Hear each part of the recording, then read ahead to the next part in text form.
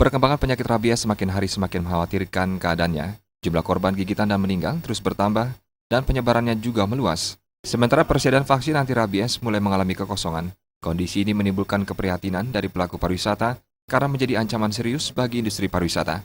Perhimpunan Hotel dan Restoran PHRI Daerah Bali meminta pemerintah cepat tanggap dengan menambah jumlah VAR guna menekan perkembangan rabies. Selain itu, pemerintah juga harus cepat menyebarkan vaksin tersebut ke seluruh jaringan rumah sakit milik pemerintah. Sejauh ini memang belum ada terpengaruh, karena kenapa? Karena belum ada sampai tamu yang tergigit. Ya ini kalau ada ini yang akan berat. Ini yang harus kita antisipasi, jangan sampai mudah-mudahan jangan sampai ada tamu-tamu asing kita yang akan kena sampai tergigit oleh anjing-anjing liar seperti itu.